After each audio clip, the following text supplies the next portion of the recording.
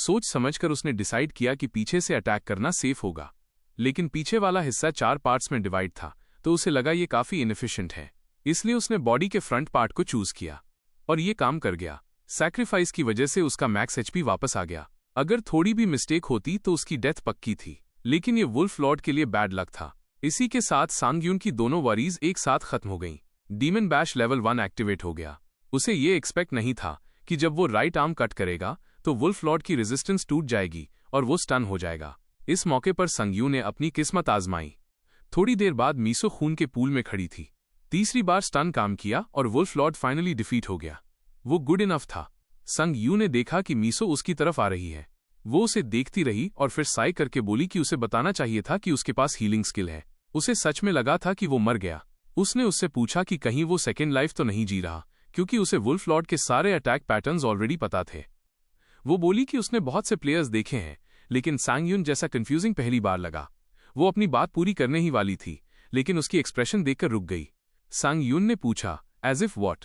तभी मीसो एरिया में बढ़ते प्रेशर से डिस्ट्रैक्ट हो गई और फिर बोली जैसे कि वो किसी रैंकर को देख रही हो। सांग यून नर्वस हो गया, क्योंकि उसे लगा वो कहेगी कि उसने रिग्रेशन किया है, लेकिन ऐसा कुछ नहीं हुआ। उसे समझ आ गया कि नॉर्मल प्लेयर्स इतना आगे सोच ही नहीं सकते। मीसो ने पूछा कि क्या वो वुल्फ लॉर्ड को फिनिश करने वाला है। उसे याद आया कि हाँ, ये रह ही गया। वुल्फ लॉर्ड ने धीमी ग्राउल की। संग यूं बोला कि वो उसे तुरंत खत्म कर देगा। इसके बाद उसे सी रैंक टाइटल मिला फेस ऑफ। उसने स्टैट्स चेक किए। लिखा था कि जब टारगेट आइसोलेटेड हो और 5 मीटर रेडियस में कोई और ना हो तो फेस ऑफ एक्टिवेट होकर उसके सारे स्टैट्स 20% बढ़ा देगा, और जैसे ही टारगेट आइसोलेटेड न रहे इफेक्ट खत्म हो जाएगा। वो खुश था कि उसका पहला सी रैंक टाइटल एकदम परफेक्ट है 1-on-1 कॉम्बैट के लिए। मीसो समझ गई कि उसे अभी टाइटल मिला है। सांग यून ने पूछा कि क्या उसने पहले ये स्टेज क्लियर की है। मीसो बोली कि हाँ, उसने सोलो क्लियर किया था, लेकिन गिल्ट के साथ एडमिट किया कि ये सिर्फ आर्टिफैक्ट की वजह से पॉसिबल हुआ। सांग यून ने रिप्लाई किया कि सही आर्टिफैक्ट लेना भी स्किल का पार्ट है। मीसो ने थैंक्स बोला, लेकिन वो ये नहीं बता पाई कि उसका आर्टिफैक्ट 200 बिलियन से भी ज्यादा कॉस्टली है। उसे लगा कि खुद की कंपैरिजन सांग यून जैसे प्लेयर से करना सही नहीं है, जो सिर्फ ऑर्डिनरी ग्रेट स्वॉर्ड से लड़ा। उसने टॉपिक बदल दिया और कहा कि उसे नया टाइटल टेस्ट करना चाहिए। संग यू ने पूछा क्या मतलब। तभी सिस्टम ने नोटिफाई किया कि टाइटल फेस ऑफ एक्टिवेट हो गया है, क्योंकि 5 मीटर रेडियस में टारगेट के अलावा कोई और नहीं है। उसने इफेक्ट कैंसिल किया। मीसो ने फिर बोला कि उसे अब जाना होगा, क्योंकि उसे अपने पोर्टर्स बुलाने हैं ताकि वो लूट कलेक्ट कर सकें। क्वेस्ट रिवॉर्ड्स में लूट ड्रॉप्स और मॉन्स्टर पार्ट्स आते हैं, तो पोर्टर बुलाना लॉजिकल स्टेप था। संग यून को समझ आया कि उसने उस पर अच्छा इंप्रेशन डाला है, क्योंकि पूरा काम उसने ही किया। मीसो जाते जाते याद दिलाई कि वो उसे क्वेस्ट रिवॉर्ड्स का 5% कट देगी। संग यून एक्सपेक्ट नहीं कर रहा था। उसे लगा ये अनफेयर है, लेकिन मीसो ने कहा कोई बात नहीं, वो एक्सेप्ट करे, क्योंकि फ्यूचर में उनके पास साथ काम करने के और भी चांसेस होंगे। उसने कहा इसे इन्वेस्टमेंट समझो। संग यून को रियलाइज हुआ कि मीसो कितनी कनिंग है और उसके सामने गार्ड डाउन करना सही नहीं होगा। अब जब वो अकेला था तो टाइम था अपने लंबे समय से इंतजार किए रिवॉर्ड को चेक करने का। उसे मिला एक ब्लू मून स्टोन, एक प्लैटिनम आर्टिफैक्ट। इसमें स्पेशल इफेक्ट था age of dogs and wolves, और ये देता था +100 हेल्थ, +100 माना और +50 लक। ये एक कीमती स्टोन था जिसमें सिल्वर वुल्फ क्लैन की बिलीफ भरी थी, जो ब्लू मून की पूजा करता था। सांग यून इतना खुश हुआ कि उसने सेलिब्रेट किया, क्योंकि अब उसके पास फाइनली एक प्लैटिनम रैंक आर्टिफैक्ट था। प्लैटिनम आर्टिफैक्ट आसानी से 1 बिलियन से ज्यादा का बिक सकता है, और इसके साथ अब वो सोल सिटी में आराम से अपार्टमेंट ले सकता है। तभी गॉडेस ऑफ लक ने पूछा कि अब तो वो उस पर बिलीव करता है ना, जब उसने लाइफ में जीत का टेस्ट महसूस किया। सांग यून ने सवाल किया कि वो उसे थैंक्स क्यों बोल रही है, जब ये सब उसकी खुद की लक से हुआ है। तभी रिप्ड लिप्स वाली ने गॉडेस ऑफ लक पर ऑब्जेक्शन उठा दिया। प्लेयर सिस्टम ने प्रपोज किया कि गॉडेस ऑफ लक को बैनिश किया जाए। गॉडेस ऑफ लक ने रिक्वेस्ट की कि जो कॉन्स्टलेशंस प्लेयर सिस्टम से कनेक्टेड हैं वो वोट करें। वोटिंग शुरू हुई और आखिर यूनानिमस डिसीजन आया कि रिप्ड लिप्स वाली अब कॉन्स्टलेशन की तरह काम नहीं कर पाएगी। संग यून को लगा ये ठीक है या नहीं। वो फिर अपने काम पर लौट आया। उसे एक्सपेक्ट था कि प्लैटिनम आर्टिफैक्ट का 40% अब्जॉर्ब होगा और उसका special effect age of dogs and wolves बिना कूलडाउन के काम करेगा। डंजन में जब तक मून रहेगा उसकी हेल्थ रिकवरी और रीजेनरेशन रेट 5 गुना बढ़ जाएगी, और चाहे मून हो या ना हो, कोई भी डॉग या वुल्फ रिलेटेड मॉन्स्टर उसके सामने आते ही परमानेंटली स्टन हो जाएगा अगर उसके पास ब्लू मून स्टोन है। मतलब साफ था कि फुल मून पर वो ऐसे डॉग्स और वुल्व्स के सामने लगभग इनविंसिबल रहेगा। ब्लू मून स्टोन के साथ मोनोसिंक्रोनाइजेशन शुरू हो गया। क्वेस्ट एरिया लॉबी में वो पोर्टल से बाहर निकला। बाहर आते ही वो शॉक्ड रह गया, क्योंकि सारे प्लेयर्स उसका इंतजार कर रहे थे। उन्हें यकीन नहीं हो रहा था कि उसने लेवल 100 डंजन अकेले क्लियर कर लिया। लेकिन जब मीसो पर उनका ट्रस्ट था तो उन्होंने मान भी लिया। मीसो ने रिसेप्शनिस्ट को कहा कि वो परेशान ना हो। उसने कहा कि अगर वो उसकी जगह होती तो लेवल 17 प्लेयर को लेवल 100 क्वेस्ट अटेम्प्ट करने की कभी परमिशन न देती। उसने सबकी मेहनत को एक्नॉलेज किया। फिर मीसो ने रिसेप्शनिस्ट को सजेस्ट किया कि वो सांग यून से अच्छी तरह फेमिलियर हो जाए, क्योंकि हो सकता है वो यहाँ रेगुलर बन जाए। सांग यून को ऑलमोस्ट रिसेप्शनिस्ट याद ही नहीं रही थी। उसे लगा कि उसके लिए ये काफी टफ रहा होगा, इसलिए उसे बुरा भी लगा। तभी कई लोग उसकी तरफ दौड़े ताकि उसे अपनी कॉलिंग कार्ड्स दें और अपनी गिल्ड में रिक्रूट करें। उनमें से एक था यून हुआन, गार्डियन गिल्ड का रिक्रूटमेंट टीम लीडर। बाकी लोग भी उससे कम्पीट कर रहे थे। मीसो ने सबको ब्लॉक कर दिया और बोली कि उसे सांग यून से इंपॉर्टेंट बात करनी है। सबको लगा कि ईडन गिल्ड भी उसे रिक्रूट कर रही है। उसने सांग यून को एक साइलेंट सिग्नल दिया और सांग यून ने भी अग्री कर लिया। उसे पता था कि मीसो ने उसे उस मेस से निकाला, लेकिन साफ लग रहा था कि उसके माइंड में कुछ और चल रहा है। इसके बाद एक कार वहां से निकल गई जिसमें सांग यून बैठा था। उसने बैंक अकाउंट में देखा कि उसमें 500 मिलियन ऐड हो चुके हैं। उसे बहुत खुशी हुई। उसने कहा कि उसने कभी नहीं सोचा था कि इतने ईजी तरीके से उसे इतना पैसा मिलेगा। मीसो ने रिप्लाई किया कि ये उनके ए रैंक पोर्टर्स की वजह से पॉसिबल हुआ, लेकिन उसका इन्फ्लुएंस भी इसमें काफी काम आया। सांग यून ने उसे थैंक्स बोला। फिर मीसो ने अपने ड्राइवर को कॉल किया और कार सीक्रेट मोड में चली गई। सांग यून को लगा कि ऐसे काइंडनेस वाले एक्ट्स के पीछे हमेशा कुछ हिडन इंटेंशंस होते हैं। तभी मीसो ने सीधा बिजनेस पर बात की। उसने उसे ईडन गिल्ड ज्वाइन करने का इनवाइट दिया। सांग यून थोड़ा शॉक हुआ क्योंकि वो इतनी स्ट्रेट फॉरवर्ड निकली, लेकिन मीसो कॉन्फिडेंट थी अपनी गिल्ड पर, खासकर जब बाकी प्लेयर्स उसे पैराडाइज बोलते थे। उसने कहा कि उसे कभी रिग्रेट नहीं होगा। सांग यून ने सोचा कि ये सिचुएशन तो उसने रिग्रेशन से पहले भी इमेजिन की थी। उस वक्त वो बस एक छोटी सी गिल्ड का नॉर्मल मेंबर था। उस समय गिल्ड में होने से उसे बिलोंगिंग का एहसास मिला था। वो एक छोटी गिल्ड थी जिसने उसे जैसे टैलेंटलेस प्लेयर को भी जगह दी थी जिसका कोई ठिकाना नहीं था। वहां रहकर उसे वार्मथ और कंफर्ट महसूस होता था। सब अच्छा चल रहा था जब तक वो इंसिडेंट नहीं हुआ जिसमें सारे मेंबर्स मारे गए। सांग यून को अब अच्छी तरह पता था कि चाहे इंफ्रास्ट्रक्चर कितना भी अच्छा हो, जिस स्पीड से वो प्रोग्रेस कर रहा है गिल्ड उसके लिए बस एक शैकल बन जाएगी। इसलिए उसके लिए बेस्ट ऑप्शन था सोलो जाना। वो मीसो का ऑफर डिक्लाइन करने ही वाला था कि उसने बीच में पूछ लिया कि कहीं वो खुद का सोलो गिल्ड बनाने का सोच रहा है क्या। ये सुनकर सांग यून चुप हो गया। उसे मानना पड़ा कि मीसो वाकई बहुत शार्प है। मीसो ने कहा कि ये तो नेचुरल है क्योंकि वो एक बड़े कॉर्पोरेशन के चेयरमैन की डॉटर है और उसकी एबिलिटीज देखकर ये कंक्लूजन निकालना उसके लिए नो ब्रेनर था। उसने बताया कि ये जरूरी है कि ये सीक्रेट सिर्फ उसी के पास रहे। सांग यून ने समझ लिया कि मीसो खुद भी सोलो गिल्ड शुरू करेगी और फिर भी उसने सारे कार्ड्स टेबल पर रख दिए और अपनी इंटरेस्ट दिखा दी। साथ ही उसने ऐसा रिलेशनशिप बनाया जो दोनों के लिए बेनिफिशियल था। सांग यून को रियलाइज हुआ कि मीसो कितनी श्रूड नेगोशिएटर है। कुछ देर बाद प्लेयर टाउन सी जैमसल स्टेशन के पास रियल एस्टेट एजेंट ने उनसे बात की। एजेंट ने बताया कि डिपॉजिट 100 मिलियन है और मंथली रेंट 5 मिलियन होगा। सांग यून ने मजाक में कहा कि तुम इतनी स्माइल के साथ बोल रही हो जैसे ये कुछ भी नहीं है, लेकिन सुनने में काफी डरावना लग रहा है। मीसो हंस दी और बोली कि उसे बहुत अच्छा डील मिला है। प्रोसेस जल्दी और इजी खत्म हो गया। सांग यून को उम्मीद नहीं थी कि वेटिंग लिस्ट वाले लोग ड्रॉप आउट कर देंगे। उसे लगा शायद गॉडेस ऑफ फॉर्च्यून की वजह से ऐसा हुआ।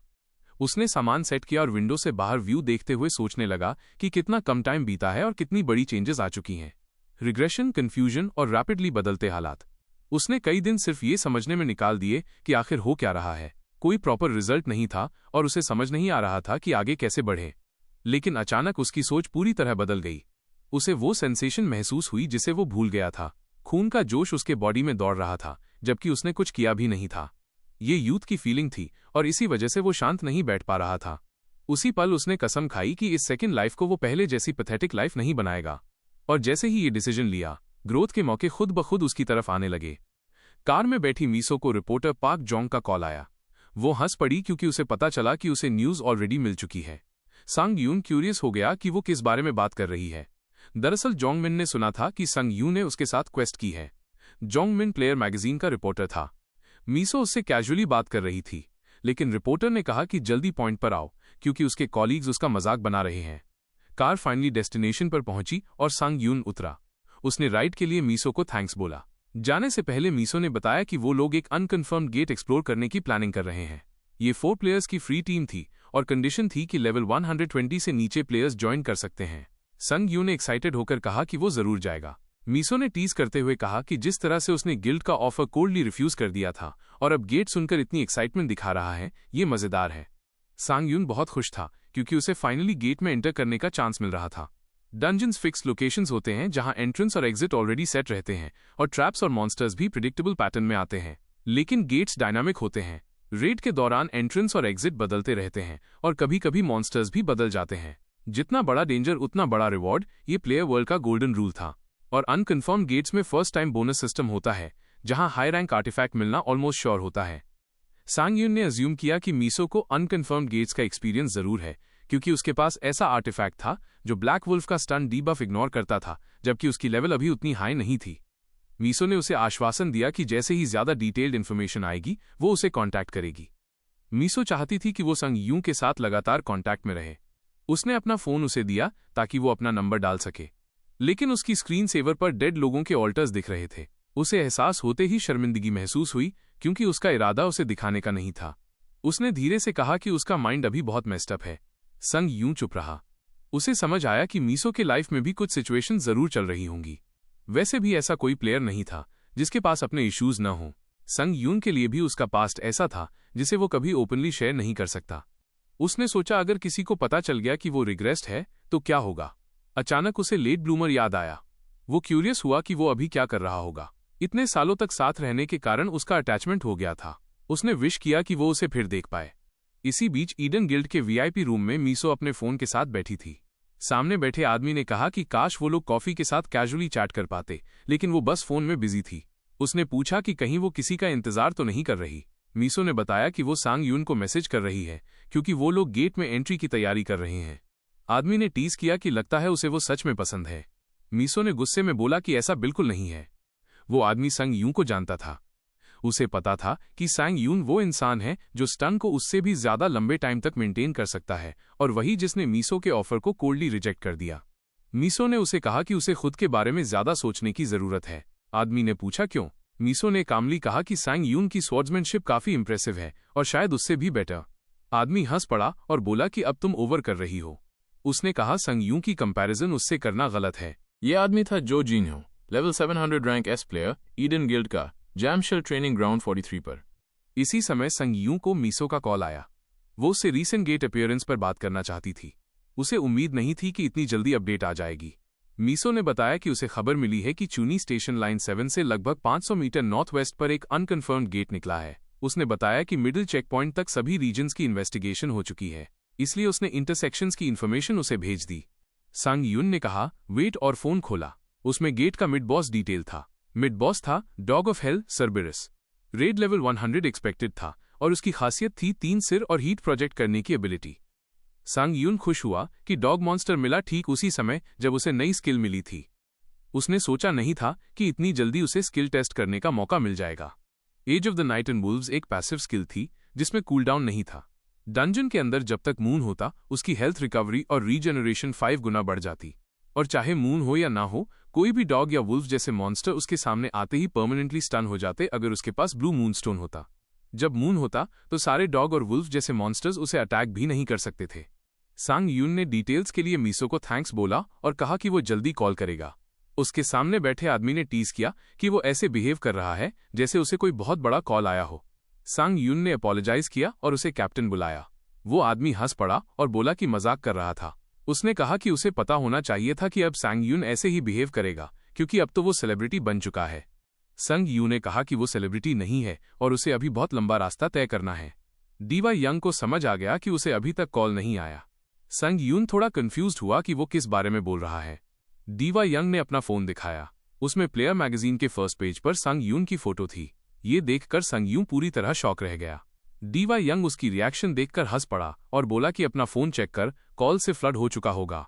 संग यू का फोन लगातार बजने लगा, लेकिन उसे ये फेम बिल्कुल पसंद नहीं था। वो नहीं चाहता था कि उसका नाम न्यूज के फर्स्ट पेज पर हो। वो इरिटेटेड था कि बिना बताए उन्होंने ऐसा कर दिया। डियोंग ने टीज किया कि अब सब लोग उससे कांटेक्ट कर रहे हैं, मतलब वो पॉपुलर हो गया है। उसने रिप्लाई किया कि ऐसा कुछ नहीं है। फिर उसने फोन साइड में रख दिया और काम की बात पर ध्यान लगाने लगा। डियोंग ने उसे एक बैग दिया क्योंकि उसने पहले मेंशन किया था। सांग यून ने खुशी से बैग लिया और थैंक यू बोला। डियोंग ने कहा कि थैंक्स बोलने की जरूरत नहीं, क्योंकि ये उसने फ्री में नहीं दिया, ये उसके पुराने आर्टिफैक्ट्स थे। डियोंग क्यूरियस था कि जब वो नए आर्टिफैक्ट्स इजीली खरीद सकता है तो इनकी जरूरत क्यों। उसका जवाब वेग था, जैसे बस हिस्ट्री एडमायर करनी है या डियोंग की लेगेसी को आगे बढ़ाना है। ऑफकोर्स ड्योंग को विश्वास नहीं हुआ। उसने डिफेंड किया कि ये बस एक सुपरस्टिशन है जिसमें वो बिलीव करता है, लेकिन असली रीजन ये था कि पुराने आर्टिफैक्ट्स जिनका यूज लंबे टाइम से नहीं हुआ हो उनका अब्जॉर्प्शन रेट ज्यादा अच्छा होता है। बात करते करते एक औरत आई और बोली कि वो लेट हो गई है क्योंकि पार्किंग ढूंढने में प्रॉब्लम हो रही थी। फिर उसने इनवाइट किया कि चलो अप्रेजल शुरू करें। संग यू ने पूछा ये कौन है। ड्योंग ने बताया कि ये अप्रेजर है जो उनके डील में हेल्प करेगी ताकि दोनों को फेयर डील मिले। उन्होंने आर्टिफैक्ट सामने रखे और उसने अपनी पावर यूज की जिससे वो आइटम्स चमकने लगे। आखिर में अप्रेजल कंप्लीट हुआ और उसने डीप ब्रेथ लेते हुए कहा कि डील फेयर है और अब वो प्रोसीड कर सकते हैं। ड्योंग ने डील सील करने से पहले अपनी स्वॉर्ड निकाली और सांग यून से पूछा कि क्या वो उसके स्वॉर्ड स्किल्स देख सकता है। सांग यून ने पोलाइटली रिफ्यूज कर दिया क्योंकि उसे लगता था कि वो एडवाइस देने लायक नहीं है। लेकिन ड्योंग ने कहा कि इतनी ह्यूमिलिटी छोड़ दो। उसने बताया कि वो बेवकूफ नहीं है जो नोटिस न कर सके कि सांग यून उससे ऊपर है। उसने ऐड किया कि वो इतना एरोगेंट भी नहीं कि दूसरों से एडवाइस ना ले। संग यू थोड़ा परेशान दिखा क्योंकि वो ऐसी चीजों में नहीं पढ़ना चाहता था, लेकिन उसने देखा कि ड्योंग सच में सीखना चाहता है। इग्नोरिंग करना रूड होता तो उसने मान लिया और बोला कि जो कुछ है दिखा दो। ड्योंग तुरंत कॉम्बैट स्टांस में आ गया और अप्रेजर से बोला कि पीछे हट जाए। फिर उसने अपने मूव्स दिखाना शुरू किया। संग यून इम्प्रेस्ड हुआ कि वो पिछले डंजन से और भी स्ट्रांग हो गया है। क्लियरली वो लगातार ट्रेनिंग कर रहा था। लेकिन जब वो स्विंग्स देख रहा था तो उसने अचानक उसे रोका और पूछा कि उसकी लेफ्ट आर्म में कोई प्रॉब्लम है क्या। ड्योंग शॉक्ड हुआ और बोला कि उसने कैसे जाना। सांग यून ने बताया कि जब भी वो राइट हैंड से स्विंग करता है तो उसका लेफ्ट शोल्डर जल्दी खुल जाता है, मतलब वो उसे एक्स्ट्रा केयरफुल होकर यूज कर रहा है। ड्योंग ने पाउट करते हुए एडमिट किया कि हाँ सही पकड़ा। उसने बताया कि उसे लेफ्ट साइड डिफेंड करने में ट्रॉमा है। ट्रेनिंग और डंजन स्कार्स ज्यादातर उसी साइड पर हैं और वो जानता है लेकिन ठीक नहीं कर पा रहा। सांग यून ने कामली समझाया कि ये फिक्स हो सकता है। ट्रॉमा जैसी चीजें ओवरकम की जा सकती हैं। उसने एडवाइस किया कि अपनी वीकनेस छुपाओ मत, बल्कि स्ट्रेंथ्स को एक्सेप्ट करो, जैसे वो स्वॉर्ड पकड़ता है और उसकी ब्रीथिंग। शुरू में मुश्किल लगेगा लेकिन लॉन्ग रन में बेनिफिट होगा। उसने सिखाया कि ब्लेड पर स्पेसिफिक फिंगर से प्रेशर डालो। ड्योंग बोला कि यह आसान नहीं लग रहा और उसने दर्द की शिकायत की। सांग यून ने कहा थोड़ा और होल्ड करो। उनकी ये इंटरेक्शन देखकर अप्रेजर ब्लश करने लगी। वो बार बार गलत समझ रही थी और उसका फेस रेड हो रहा था। उसे लग रहा था इनके बीच कुछ गड़बड़ है। उन दोनों की कॉन्वर्सेशन और सिचुएशन देखकर अप्रेजर को सच में लगा जैसे वो कुछ इंटिमेट कर रहे हों। उसे अपनी आंखों पर यकीन नहीं हो रहा था। घर पहुंचकर उसका सर्च हिस्ट्री पूरा बॉयज लव से भर गया। उधर हमारा क्लूलेस एमसी अपनी कार चला रहा था, गुनगुनाते हुए ड्राइव कर रहा था क्योंकि अभी अभी एक अच्छा डील खत्म किया था, भले ही उसे 400 मिलियन वन खर्च करने पड़े हों। उसे पता था कि इससे मिलने वाला फायदा खर्च से कहीं ज्यादा होगा। उसे लग रहा था कि डीवाई यंग उसकी स्वॉर्ड लेसन से सैटिस्फाई था, लेकिन उसने ये भी नोटिस किया कि अप्रेजल खत्म होते वक्त अप्रेजर का फेस थोड़ा अजीब लग रहा था। वो जल्दी होम पहुंचना चाहता था ताकि आर्टिफैक्ट्स खाकर देख सके कि उसकी प्रोग्रेस कहां तक हुई है। वो नेक्स्ट गेट को लेकर भी एक्साइटेड था और प्लान किया कि मीसो को कॉल करेगा, लेकिन अचानक अनएक्सपेक्टेड सिचुएशन सामने आ गई। कुछ लोग उसकी कार के सामने खड़े हो गए। उसने तुरंत ब्रेक्स दबाए और विंडो से सिर बाहर निकालकर माफी मांगी और पूछा कि सब ठीक है क्या। लेकिन असल में वो लोग उसका वेट कर रहे थे। उन्होंने उसे कार से बाहर आने की धमकी दी। वो कंफ्यूज हो गया। तभी एक आदमी ने अपने हाथों में फ्लेम क्रिएट करके उसके फेस पर ब्राइट लाइट डाली और बोला कि वो उसे और उसकी शिटी कार को जला देगा। सांग यून ने तुरंत रिकग्नाइज कर लिया। वो लोग चो योंग चोल और चो स्योंग हो थे यूटोपिया गिल्ड से। योंग चोल हमेशा अपने से कमजोर लोगों को तंग करता था और स्योंग हो उसका यूट्यूब वीडियो शूट करता था। एक्सट्रीम कंटेंट की वजह से उसके थोड़े लॉयल सब्सक्राइबर्स थे, लेकिन हद पार करने पर उसे लाइफ सेंटेंस मिली और लोग उसे भूल गए। संग यू ने सोचा कि ये लोग इंसान कहे जाने लायक भी नहीं। Yong Chol level 100 rank B player था और उसके साथ स्योंगी लेवल 75 रैंक सी भी था। सांग यून चाहता था कि नए आर्टिफैक्ट्स का यूज करके अपनी प्रोग्रेस चेक करे, लेकिन ऐसे पंक्स उसके ओपोनेंट्स नहीं होने चाहिए थे। योंग चोल ने उसे कार से उतरते देखा। सांग यून अपनी स्वॉर्ड निकाल चुका था और डरे किया कि अब वो क्या करेंगे। योंग चोल ने टाइम लेने का नाटक किया और बोला कि वो प्लेयर टाउन की सिक्योरिटी फोर्स है और लोग उसके शिटी कार से परेशान हैं। उसने गुस्से में संग यूं की कार को किक किया। संग यूं का चेहरा पीला पड़ गया। योंग चोल ने धमकी दी कि अगर कार बचानी है तो सब सामान उठाकर निकल जाए। धीरे धीरे लोगों की भीड़ जुट गई और सबने योंग चोल को पहचान लिया। तभी एक आदमी ने संग यूं को पहचान लिया और बोला कि यही तो वही है जो प्लेयर मैगजीन के कवर पर आया था। किसी ने याद किया कि ये वही लड़का है जो किम मीसो के साथ क्वेस्ट एरिया में गया था और रूमर्स थे कि उसने अकेले लेवल 100 क्वेस्ट क्लियर किया। योंग चोल को इस पर भरोसा नहीं हुआ क्योंकि सांग यून उसे वीक लग रहा था। स्योंग हो ने बोला कि मीसो उसके साथ थी, तो ऐसा पॉसिबल नहीं कि एक न्यूबी ने ग्लोरी ले ली हो। उसने वीडियो का टाइटल भी सोच लिया, let's teach the newbie Kim Miso carried a lesson, और उसने रिकॉर्डिंग शुरू कर दी। योंग चोल ने सांग यून को ट्रेनिंग मोड में 1-on-1 स्पारिंग मैच के लिए इनवाइट किया। बोला कि अगर वो हार गया तो तुरंत प्लेयर टाउन छोड़ देगा, और अगर सांग यून जीत गया तो वो उससे हमेशा के लिए दूर रहेगा। सांग यून ने अग्री किया।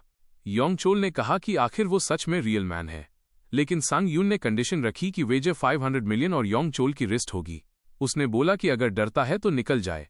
योंग चोल गाली देने ही वाला था कि सियोंग हो ने उसे रोका। सियोनो ने योंग चो को डिस्टर्ब किया क्योंकि उसे कुछ अर्जेंट दिखाना था। चैट पूरी तरह फ्लड हो गई थी 500 मिलियन वेजर से। योंग चो ने गाली दी। संग यू ने सीधा पूछा कि वो इन है या डर गया। योंग चो ने सोचा कि अगर ये वीडियो वायलेंट और अडल्ट कंटेंट वाला हुआ तो मोनेटाइज नहीं होगा, लेकिन उसने इसे स्ट्रेस निकालने का मौका समझा। सब लोग प्लेयर टाउन के बिल्डिंग सी प्लाजा में इकट्ठा हो गए। सांग यून ने ट्रेनिंग मोड एक्टिवेट कर दिया और सब प्लेयर्स को बैरियर इफेक्ट मिला। योंग चो ने 500 मिलियन वन और अपनी रिस्ट वेजर पर रख दी और बोला कि वो अपनी बातें हमेशा पूरी करता है। उसने फिर संग यून को एडवाइस दी कि अभी भी टाइम है, निकल जा। लेकिन अब ट्रेनिंग मोड पूरा सेटअप हो चुका था, फाइट स्टार्ट हो सकती थी। संग यू ने गहरी सांस ली। योंग चो ने बोला कि अब फाइट स्टार्ट करते हैं और वो सीरियस रहेगा, लेकिन उसी वक्त संग यू ने उसका नाम लिया और अटैक कर दिया। योंग चो शॉक हो गया। संग यू बोला कि वो भी मजाक नहीं करता और चाहे वो गिड़गिड़ाए भी तो उसे माफ नहीं करेगा। ये पूरी फाइट लाइव ब्रॉडकास्ट हो रही थी। मीसो ने जब उसे देखा तो यकीन नहीं हुआ और उसे चिंता होने लगी। उसने ध्यान से देखा और रिकॉग्नाइज कर लिया कि वो योंग चो है, यूटोपिया गिल्ड का। मीसो ने उसके बारे में रूमर्स सुने थे कि वो अपनी मर्जी करता है क्योंकि उसका अंकल ही गिल्ड मास्टर है। तभी उसकी सिस्टर शिन टायरी आई, जो लेवल 700 रैंक एस प्लेयर थी। टायरी ने भी टीवी देखा और सांग यून को पहचान लिया, वही प्लेयर जिसे मीसो बार बार रिक्रूट करने की कोशिश कर रही थी। टायरी ने कहा कि उसका नाम सांग यून है और सोचा कि वो ऐसे घटिया लाइव स्ट्रीम पर क्यों है। उसने नोट किया कि उसके मूव्स अच्छे हैं। योंग चो गुस्से में चिल्लाया और संग यू को चीटिंग बास्टर्ड और लायर कहा। उसने हाथ में फायरबॉल बनाया और अटैक किया, लेकिन संग यू ने अपनी स्वॉर्ड से उसे काट दिया। फ्लेम्स कटते ही जोरदार एक्सप्लोजन हुआ। सियोंग हो तक उसकी एबिलिटी देखकर हैरान रह गया। सांग यून को राहत मिली क्योंकि रिग्रेशन के बाद पहली बार उसका बॉडी वैसे मूव कर रहा था जैसा वो चाहता था। 3 घंटे पहले उसने अप्रेजर को धन्यवाद दिया था क्योंकि उसकी वजह से अप्रेजल जल्दी खत्म हुआ। अप्रेजर शर्माई और बोली कि मेहनत तो उन्होंने की थी। डियोंग ने ड्रिंक पर चलने का ऑफर दिया, लेकिन संग यू ने मना कर दिया क्योंकि उसे कहीं और जाना था। डियोंग हैरान हुआ, लेकिन उसने क्लैरिफाई किया कि उसके और प्लान्स थे। अप्रेजर ने भी कहा कि उसे एक इंपॉर्टेंट इवेंट अटेंड करना है। संग यून आर्टिफैक्ट्स को अल्कोहल से कहीं ज्यादा इंटरेस्टिंग मानता था। वो जल्दी निकल गया और एक क्वाइट पार्क में पहुंचा। सिस्टम ने नोटिफाई किया कि ब्रॉन्ज रैंक इक्विपमेंट का अब्जॉर्प्शन रेट 10% निकला है। जितना ज्यादा आर्टिफैक्ट यूज होता है, अब्जॉर्प्शन उतना बढ़ता है। फाइनल अब्जॉर्प्शन रेट 90% तक पहुंचा। गॉडेस ऑफ लक ने कहा कि ये सब उसकी वजह से हुआ है। सांग यून जानता था कि नॉर्मली उसे स्टैट्स का सिर्फ 10वां हिस्सा मिलता, लेकिन अब उसे समझ आया कि यूज्ड इक्विपमेंट ज्यादा पावर देता है। उसे एक सवाल याद आया। उसने गॉडेस से पूछा कि क्या वो constellation late bloomer model student को जानती है। गॉडेस ने नाराजगी में कहा कि उसे सिर्फ उसी पर ध्यान देना चाहिए। सांग यून ने एक्सप्लेन किया कि ये कॉन्स्टलेशन उसके लिए पर्सनल मैटर था, लेकिन अगर वो अपसेट हो तो वो समझता है।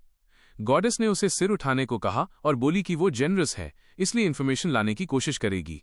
संग यू खुश हो गया। सब सेटल होने के बाद उसने डिसाइड किया कि अब वो आर्टिफैक्ट्स अब्जॉर्ब करके मील एंजॉय करेगा। वो आर्टिफैक्ट्स अब्जॉर्ब करने के बाद सिस्टम ने नोटिफाई किया कि 5 आर्टिफैक्ट्स की माना सिंक्रोनाइजेशन शुरू हो गई है।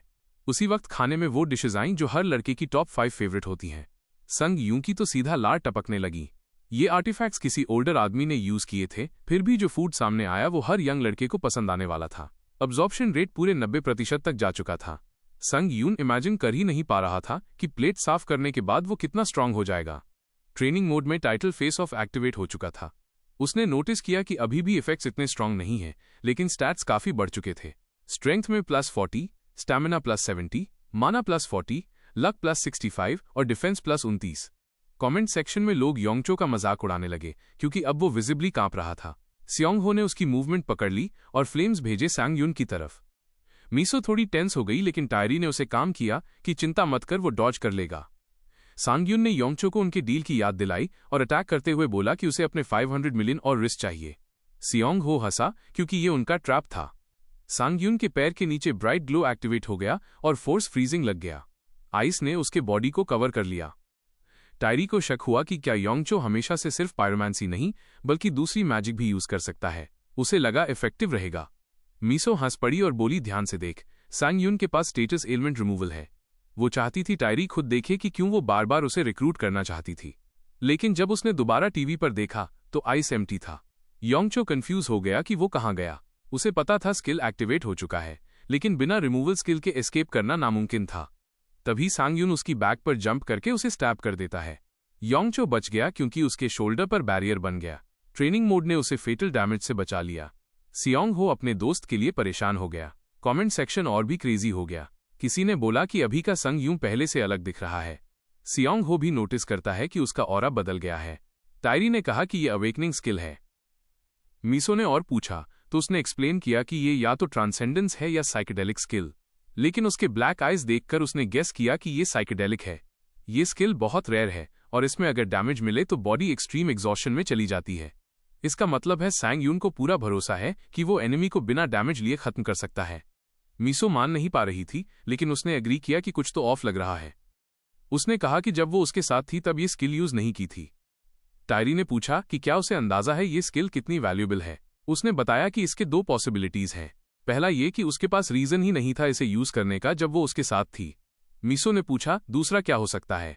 टायरी ने साइलेंस के बाद रिवील किया कि शायद सांग यून के पास रेयर स्किल जल्दी पाने का कोई तरीका है। दूसरी तरफ अप्रेजर फाइल्स चेक कर रही थी और उसे कुछ खराब लगा।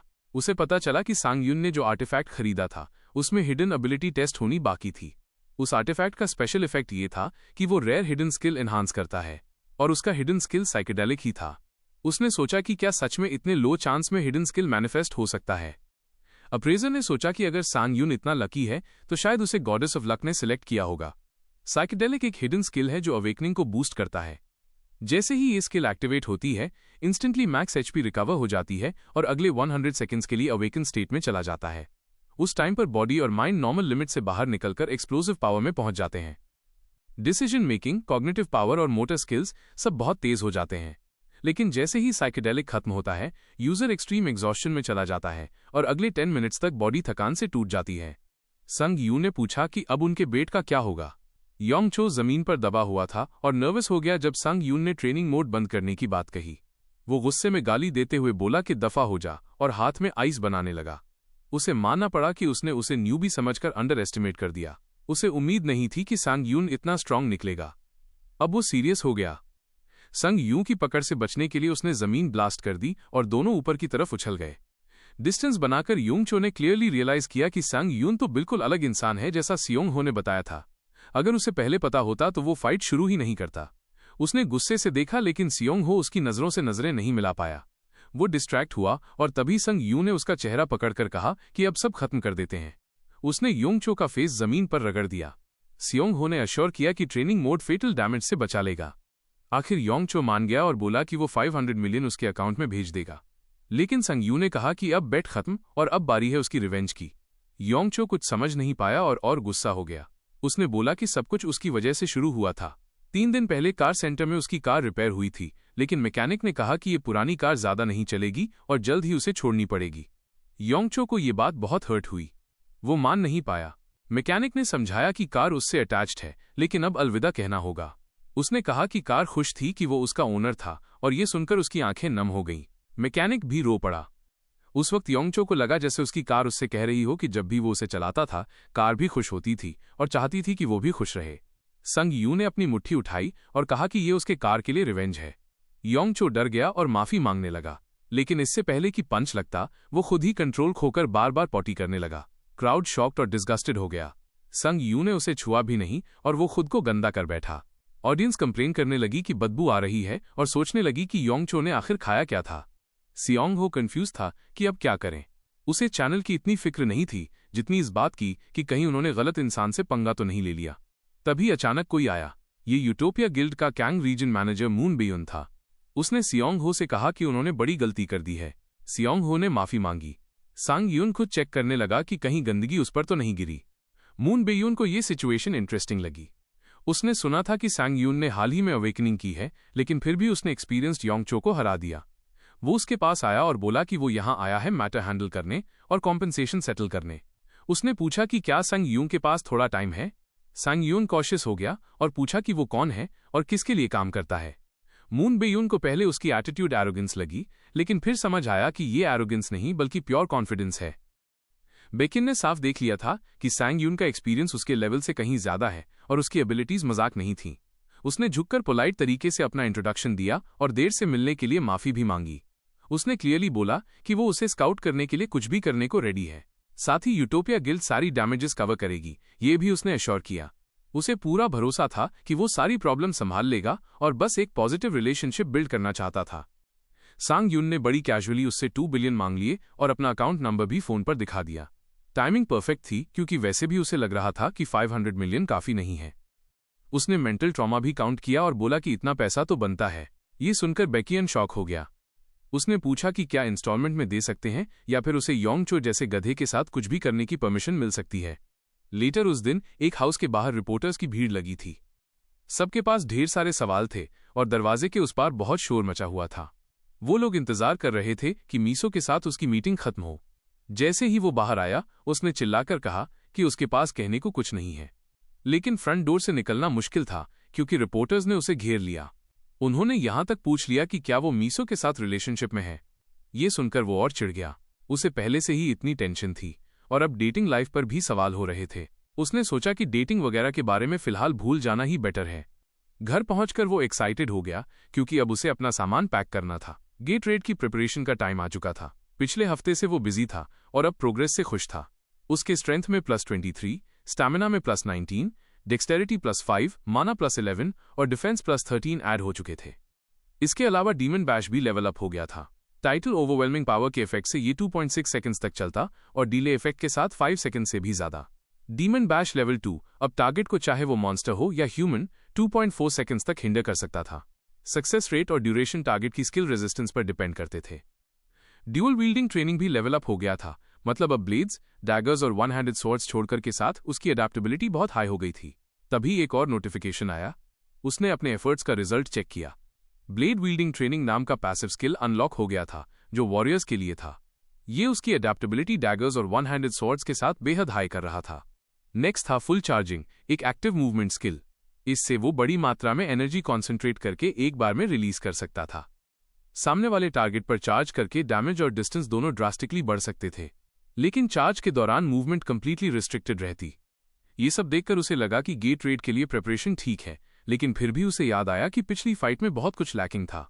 वुल्फ लॉर्ड वाली फाइट में उसे गैम्बल करना पड़ा क्योंकि उसके कॉम्बैट पैटर्न्स लिमिटेड थे, और चो योंग चो वाली लड़ाई में मूवमेंट स्किल की कमी के चलते वो आसानी से ट्रैप में फंस गया। ये सोचकर उसके शरीर में सिहरन दौड़ गई कि अगर सामने वाले थोड़े और स्ट्रांग होते तो शायद वो मर ही जाता। उसने तय किया कि इंप्रूव करना बहुत जरूरी है, वरना वो फिर से उसी पाथ पर चल पड़ेगा जिस पर अपनी पिछली लाइफ में चला था। खासकर 2040 वाली सेकंड ब्रेकडाउन इंसिडेंट जिसमें उसने सब कुछ खो दिया था। इस बार वो डिफरेंट फ्यूचर चाहता था।